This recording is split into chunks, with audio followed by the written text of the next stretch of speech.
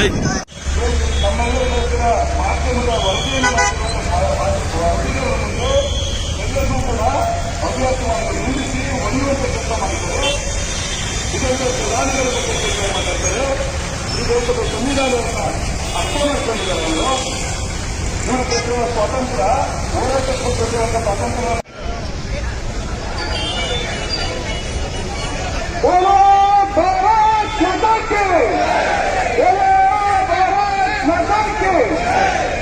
ಭಾರತ ಮಾತೆಯ ರಕ್ಷಣೆ ಯಾರವನೇ ಯಾರವನೇ ಭಾರತ ಮಾತೆಯ ರಕ್ಷಣೆ ಯಾರವನೇ ಯಾರವನೇ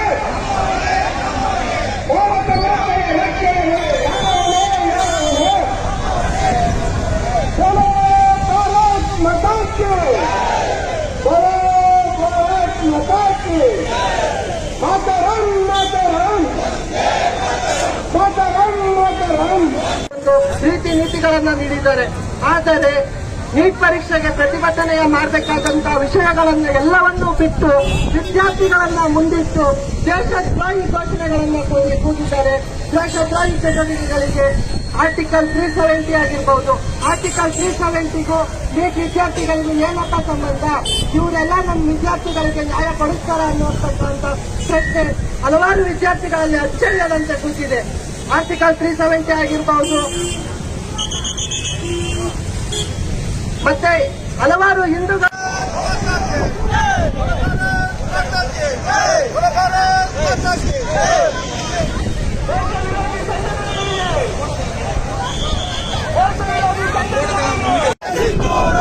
ಜಮ್ಮು ಮತ್ತು ಕಾಶ್ಮೀರ ಭಾರತ ಮಾತೆಯ ಸಿಂಧೂರ ಭಾರತ್ ಮಾತಾ ಕಿ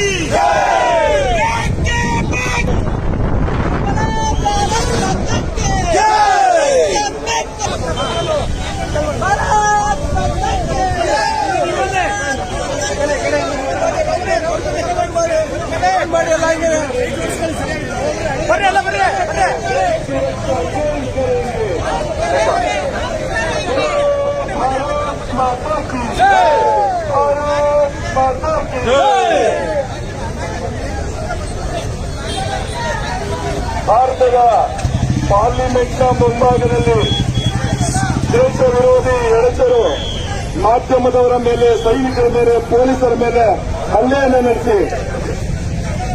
ಆತ್ಮೀಯ ಎಲ್ಲ ನನ್ನ ವಿದ್ಯಾರ್ಥಿ ಬಂಧುಗಳೇ, ಇಲ್ಲಿ ನೆರೆದಿರ್ತಕ್ಕಂತ ಎಲ್ಲ ನನ್ನ ಶ್ರದ್ಧಾ ತಾಯಂದಿರೇ ಹಾಗೂ ನನ್ನ ಆತ್ಮೀಯ ಯುವಕ ಮಿತ್ರರೇ, ರಾಷ್ಟ್ರದಲ್ಲಿ ಹಲವಾರು ದಿನಗಳಿಂದ ಪ್ರತಿಭಟನೆ ನಡೀತಾ ಇದೆ. ಪ್ರತಿಭಟನೆ ನಡೆದು ಅದರ ಸ್ವರೂಪ ಹೇಗಿದೆ ಅಂತ ಹೇಳಿದ್ರೆ, ಭಾರತದ ಪ್ರಜಾಪ್ರಭುತ್ವದ ದೇವಾಲಯ ಆಗಿರ್ತಕ್ಕಂತ ಸಂಸತ್ತಿನ ಮೇಲೆ ದಾಳಿ ಮಾಡ್ತಾ ಹೋಗ್ತಕ್ಕಂಥದ್ದು. ಯಾವುದೇ ಯುವ ಜನತೆ ಮೊದಲು ರಾಷ್ಟ್ರವನ್ನ ಗಮನದಲ್ಲಿ ಇಟ್ಕೊಂಡು ಯಾವುದೇ ಪ್ರತಿಭಟನೆಗಳನ್ನ ಮಾಡಬೇಕು. ಖಂಡಿತವಾಗ್ಲೂ ಕೂಡ ಏನ್ ಕ್ವಶನ್ ಪೇಪರ್ ಲೀಕ್ ಆಗಿದೆ, ಅದಾದ ನಂತರದಲ್ಲಿ ಕೇಂದ್ರ ಸರ್ಕಾರ ತಗೊಂಡಿರ್ತಕ್ಕಂಥ ನಿರ್ಧಾರಗಳನ್ನ ಒಂದ್ ರೀತಿ ಗಮನಿಸಬೇಕು. ತಾವೆಲ್ಲರೂ ಕೂಡ ಯಾರು ತಪ್ಪು ಮಾಡಿದರೆ ಅವ್ರಿಗೆ ಕೇಸ್ ಮಾಡ್ತಕ್ಕಂಥ ಕೆಲಸ ಮಾಡಿದರೆ, ಅವ್ರನ್ನ ಜೈಲಿಗೆ ತರ್ತಕ್ಕಂಥ ಕೆಲಸವನ್ನು ಕೂಡ ಮಾಡಿದ್ದಾರೆ.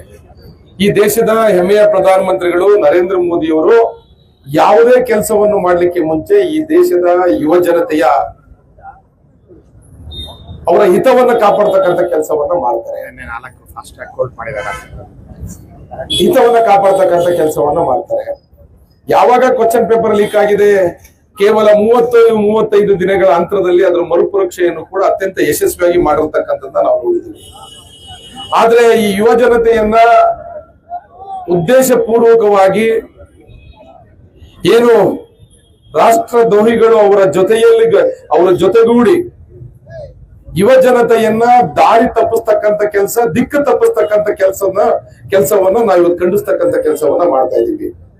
ನಿನ್ನೆ ಈ ದೇಶದ ಹೆಮ್ಮೆಯ ಪ್ರಧಾನಮಂತ್ರಿಗಳು ಫಾಸ್ಟ್ ಟ್ರ್ಯಾಕ್ ಕೋರ್ಟ್ ಅನ್ನು ಕೂಡ ಮಾಡ್ತೀವಿ ಅಂತಕ್ಕಂಥ ಭರವಸೆಯನ್ನ ಕೊಟ್ಟಿದ್ದಾರೆ. ಇವತ್ತು ಕ್ಯಾಬಿನೆಟ್ ನಲ್ಲಿ ಅದನ್ನ ಅನುಮೋದನೆಯನ್ನು ಕೂಡ ತಗೊಂತಾರೆ ಅಂತಕ್ಕಂಥ ಮಾತನ್ನು ಕೂಡ ಈ ಸಂದರ್ಭದಲ್ಲಿ ನಾನು ಹೇಳ್ತೀನಿ. ಈ ದೇಶದ ಪ್ರಧಾನಮಂತ್ರಿಗಳು ಆ ಹುದ್ದೆಗೆ ಏರಿದ ನಂತರ ದಿನಗಳಲ್ಲಿ ಒಂದೇ ಒಂದು ಸಣ್ಣ ತಪ್ಪನ್ನು ಕೂಡ ಮಾಡ್ಲಿಕ್ಕೆ ಹೋಗಿಲ್ಲ. ಯಾಕೆ ಅಂತ ಹೇಳಿದ್ರೆ, ದಿನದ 18 ಗಂಟೆಗಳ ಕಾಲ ಈ ದೇಶದ ಯುವಕರಿಗೋಸ್ಕರ, ಮಹಿಳೆಯರಿಗೋಸ್ಕರ, ಬಡವರಿಗೋಸ್ಕರ, ಕಾರ್ಮಿಕರಿಗೋಸ್ಕರ ನಿರಂತರವಾಗಿ ಕೆಲಸ ಮಾಡ್ತಾ ಇರ್ತಕ್ಕಂಥದ್ದು ನಾವೆಲ್ಲರೂ ಕೂಡ ಗಮನಿಸಿದೀವಿ. ಹಾಗಾಗಿ ಏನು ಪ್ರತಿಭಟನೆಯ ದಾರಿಯ ದಿಕ್ಕನ್ನು ತಪ್ಪಿಸ್ತಕ್ಕಂಥ ಕೆಲಸವನ್ನು ಮಾಡ್ತಿರ್ತಕ್ಕಂಥ ವಿರೋಧ ಪಕ್ಷಗಳಿಗೆ ನಾನು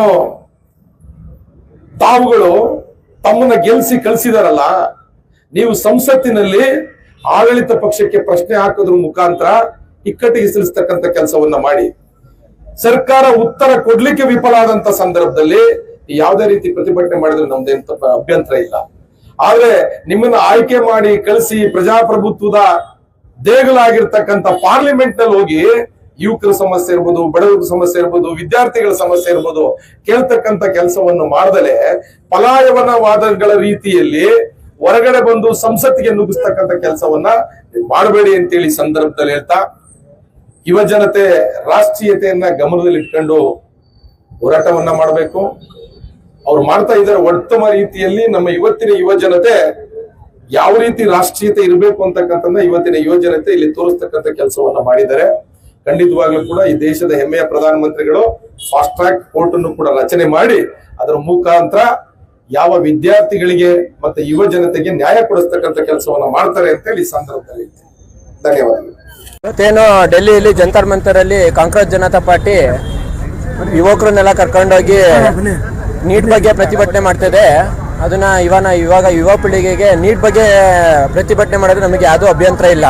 ಆದ್ರೆ ಆ ನೀಟ್ ನೆಪದಲ್ಲಿ ದೇಶದ ವಿರುದ್ಧ ಅವಳೇನೇ ಹೇಳಿಕೆ ಕೊಡ್ತಿದ್ದಾರೆ ವಿದ್ಯಾರ್ಥಿಗಳನ್ನ ಕರ್ಕೊಂಡೋಗಿ. ಆಮೇಲೆ ದಿಕ್ತಪ್ಪಿಸ್ತಿದ್ದಾರೆ ವಿದ್ಯಾರ್ಥಿಗಳನ್ನ. ಇಂದಿನ ಯುವ ಪೀಳಿಗೆ ದೇಶಕ್ಕಾಗಿ ಓಡಾಡಬೇಕು ವಿನಃ ದೇಶದ ವಿರುದ್ಧವಾಗಿ ಓಡಾಡಬಾರ್ದು ಯಾವತ್ತು. ಆಮೇಲೆ ಕಾಂಗ್ರೆಸ್ ಸರ್ಕಾರ ಇದನ್ನ ನೀಟ್ ಅಕ್ರಮ ನಡೆದಿದೆ ಅಂತ ದೊಡ್ಡ ಪ್ರತಿಭಟನೆ ಮಾಡ್ತು.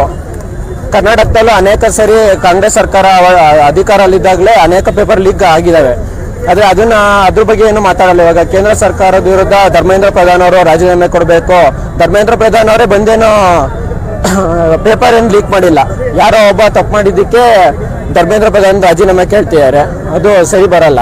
ಇವತ್ತು ಯುವ ಪೀಳಿಗೆ ಒಂದೇ ಮಾತು ಹೇಳೋದು, ದಯವಿಟ್ಟು ದೇಶಕ್ಕೋಸ್ಕರ ಯಾರು ಹೋರಾಡ್ತಾರೆ ಅವ್ರ ವಿರುದ್ಧ ಅವ್ರಿಗೆ ಮಾತ್ರ ಸಪೋರ್ಟ್ ಮಾಡಿ. ದೇಶದ ವಿರುದ್ಧವಾಗಿ ಯಾರು ಇದು ಮಾಡ್ತಾರೆ ಅವ್ರಿಗೆ ಯಾರಿಗೂ ಸಪೋರ್ಟ್ ಮಾಡಬೇಡಿ ಅಂತ ಹೇಳೋದು. ಜೀವನ ಬಜರಂಗ ಜಿಲ್ಲಾ ವಿದ್ಯಾರ್ಥಿ ಪ್ರಮುಖ ಹಾಸನ.